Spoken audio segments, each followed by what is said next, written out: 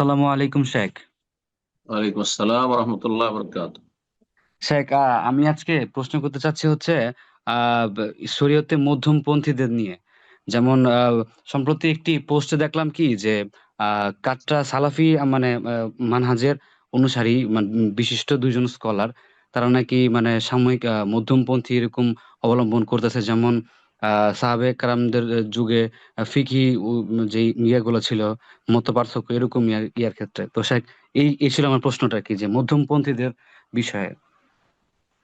মধ্যমপন্থী কি বিষয়?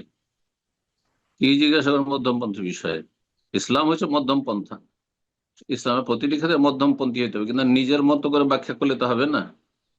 এখন কেউ ইখওয়ানি হয়ে যাবে বলেছে আমি মধ্যমপন্থী, কেউ বলবে যে সবটাই ঠিক, আমি সালাফির নাম নিয়ে নিল সালাফি, সাইনবোর্ড সালাফি, আর বলছে আমি সালাফি, সবটাই ঠিক। হ্যাঁ, হাত ছেড়ে নামাজ পড়াও ঠিক, বুকে হাত বাঁধাও ঠিক, নাভের নিচেও ঠিক। হ্যাঁ, তো এটা তো মধ্যম পন্থা হলো না। বুঝতে পারছেন না? মধ্যম পন্থা হচ্ছে কোরআন এবং হাদিস। ওহি হচ্ছে মধ্যম পন্থা। কোরআন এবং হাদিসের এবং সালাফে সাহাবায়ে কেরামদের অনুসরণই হচ্ছে মধ্যম পন্থা। সাহাবায়ে কেরামদের বুঝ নিয়ে চলাটাই হচ্ছে মধ্যম পন্থা। কথা বোঝা গেছেন? আর বাকি সবগুলি হচ্ছে প্রান্তিকতা। সবগুলি হচ্ছে প্রান্তিকতা, এফরাত ও তাফতির, বাড়াবাড়ি না হয় ছাড়াছাড়ি। আসসালামু আলাইকুম রহমতুল্লাহ।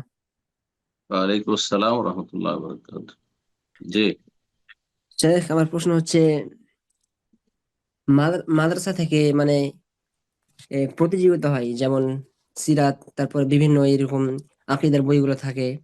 তো এগুলোতে ইনাম দেওয়া হয়। তো এগুলোতে কেউ কেউ ধরেন শুধু টাকা নেওয়ার জন্য যদি আহ মানে নাম দিয়ে থাকে, হিস্সা নিয়ে থাকে, তাহলে তাদের বিষয়ে কি বলবেন?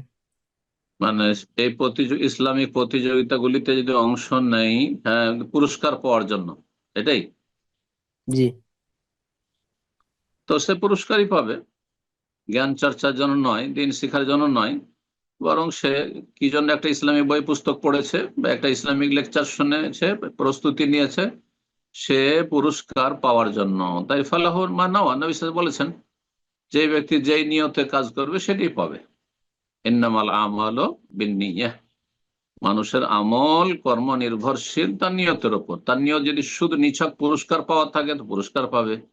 আর যদি পুরস্কার ওসিলায় তার মুখ্য উদ্দেশ্য থাকে যে দিন সম্পর্কে আমার জ্ঞান অর্জন হইল, আর ইসলামিক একটা প্রতিযোগিতা অংশ নেওয়ার মাধ্যমে আমার এলেম বৃদ্ধি পেল, আর আমার আমলও ভালো হবে, আল্লাহ সন্তুষ্ট হবেন, তাহলে সে দুনিয়া আখেরাত দুটোই পাবে। পুরস্কার পেলে পেল তুচ্ছ পুরস্কার, আর না পেলে আখেরাতের মহা পুরস্কার পাবে সে।